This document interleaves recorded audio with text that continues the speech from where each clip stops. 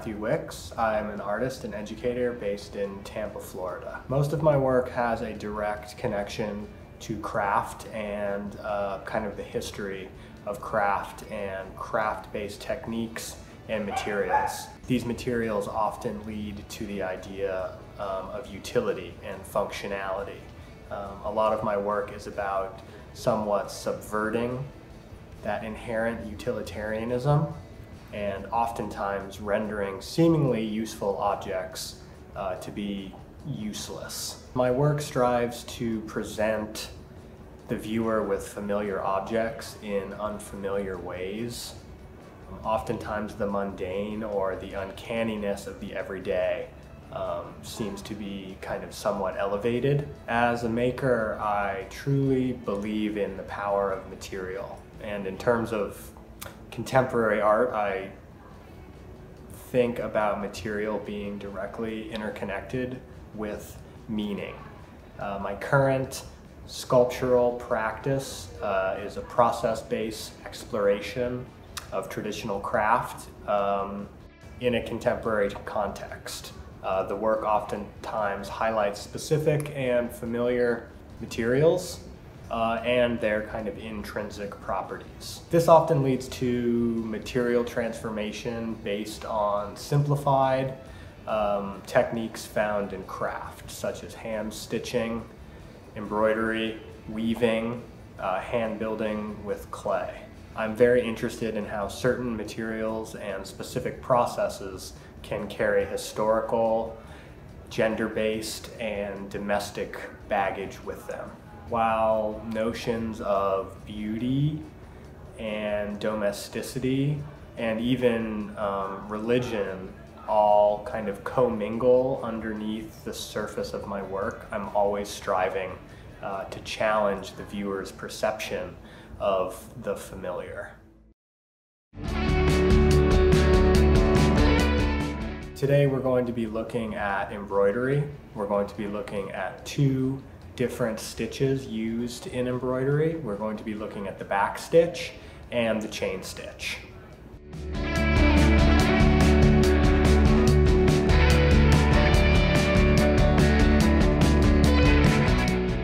So the first thing that we're going to do is we are going to thread the needle and tie the thread off. So we're going to start with our embroidery floss and our embroidery needle with the large eye. I'm going to go ahead and pull off some of this floss, probably about 2 or 3 feet. You don't want to pull too much off at once. Ultimately, you're going to be bringing this thread up all the way through and back down all the way through your fabric. So if you have too much, it can lead to knots and tangles. So I've pulled off maybe 3 feet, and I think that that's a good kind of amount to start with. So the first thing that we're going to do is we're going to thread the needle. Just going to push my embroidery thread carefully through the eye of my needle and pull out maybe 4 to 6 inches, okay? This 4 to 6 inches hangs. We don't tie off at the top of our needle, okay? This just hangs, okay? Then we turn this over and we go to the back of our thread, okay? We need to make a knot at the end of our thread so that when we pull our thread through our fabric, the knot holds your embroidery stitch kind of in the back. Now, if you make kind of an ugly knot, that's okay, because no one is ever going to see the back of this. So I am going to do kind of a modified clinch knot. It's very similar to a traditional kind of over and through knot where I make a loop and I tuck the tail through like that. It's a very traditional knot, okay? I'm gonna go ahead and pull this out. However, I'm going to make a loop and I'm gonna go under and through the loop, okay? But instead of doing that one time, I'm gonna do that 7 times. So I'm gonna go over and through again, 2, 3, 4, 5, 6, 7. Okay. Now, when I go ahead and pull this knot, I'm going to get a much larger knot, a bigger knot. Okay. That is going to ensure that this doesn't pull through the fabric. Okay. So now, at the end, I have this large knot, and at the tip, I have my embroidery floss through the eye of the needle with a small tail, 4 to 6 inches hanging. So now that we have our needle threaded and our thread tied off in the back, you can see here that I have my felt. My felt is tightly inside of my embroidery hoop, and you can see that I have drawn my pattern onto my fabric just using a very fine tipped Sharpie. We're going to look at the 2 stitches that I use when I'm embroidering. The first thing that we're going to look at is the backstitch, a stitch that I use for thin, straight lines, more of a detail-oriented stitch. And the second stitch we're going to look at is the chain stitch.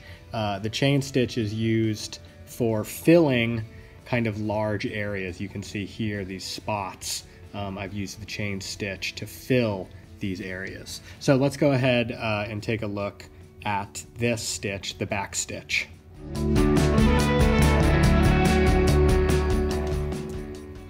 I have my needle, it's threaded. I'm going to start from the bottom. Starting from the bottom will hide that knot behind the fabric. So I'm going to start and line up right here. So I'm going to push my needle through, grab it from the top, and pull all of the thread out until that knot on the back grabs. Okay, now that's the reason we made that knot nice and large, so it doesn't pull through the fabric. Okay, now I'm going to stay with my pattern here, and I'm going to push my needle through and pull all of that thread down and through. Okay, now when I come up, I'm going to want to come up right on my line, like so. But to make this stitch look continuous, when I go down, I'm going to want to go right through the thread from my previous stitch, right there. Now that's why it's called the back stitch, because we tend to back up as we go. Okay, now we'll do that again. I'll come up,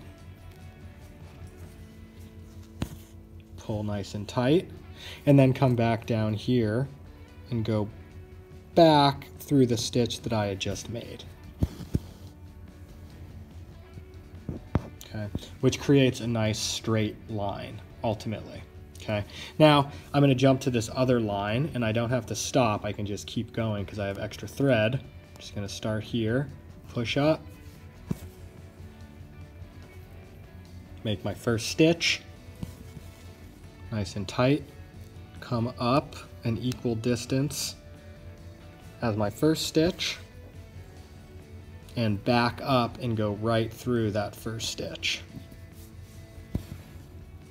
Just like that.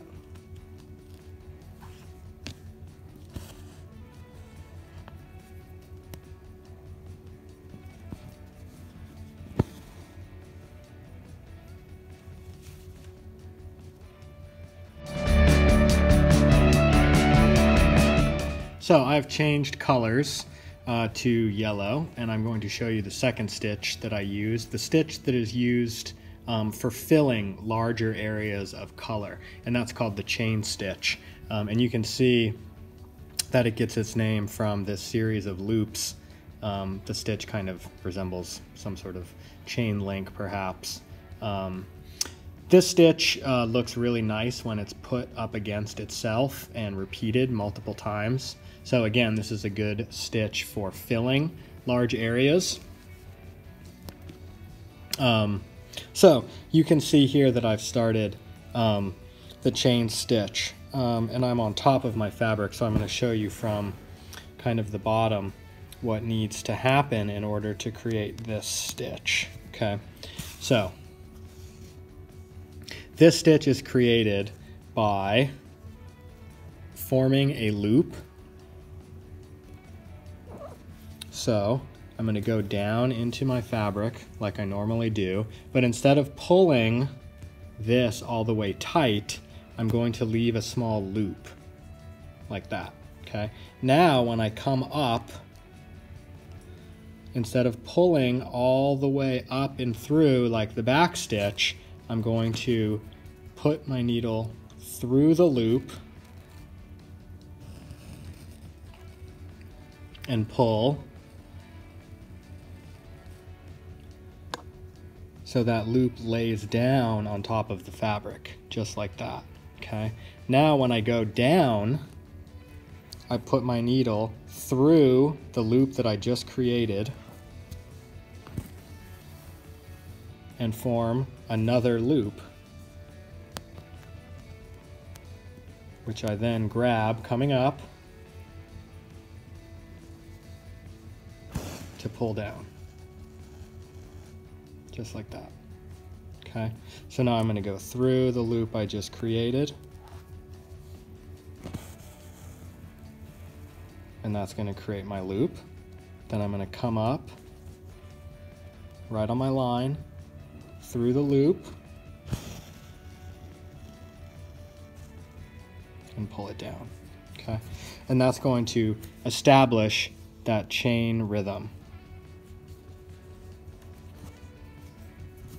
I'll do one more stitch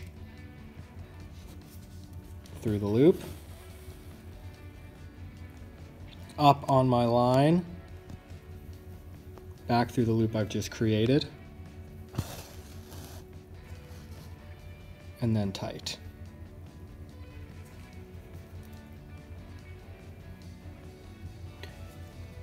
When you get to a stopping point, like here, or if you get to a point where you're running out of thread, it's better to tie off in the back sooner than later. So I'm going to show you guys how to tie off in the back. So I'm going to push my needle down through the fabric, pull it all the way through, nice and tight, and then turn my embroidery hoop over. Okay, I'm going to tie off right here, and I'm going to do that by carefully, with my needle, grabbing just a tiny bit of fabric, enough fabric that it's going to hold the knot that I'm making, but not enough fabric where I can see it from the front. Okay, so just a tiny bit of fabric there. I'm going to go through that and create a small loop. Okay, that loop I'm going to use to tie a knot. Okay, so I'm going to go through that loop once and pull it nice and tight, just like that. Okay, so that knot is going to hold the fabric. As soon as I make that knot, I can come in with some scissors and trim that up. So there's a nice knot on the back that's going to hold that stitch in place. So here you can see the start of me filling in some of these areas. Here you can see the back stitch used on the whiskers to create a nice straight line. Here you can see the chain stitch to begin filling in large areas, and the chain stitch to fill in these kind of brown spots. Now this does take quite a bit of time to fill in something fully, but it is the same stitch done over and over and over again. So if we look at some finished patches, you can see here the back stitch used to create these nice straight whiskers, and you can see the chain stitch used to fill these big areas of color.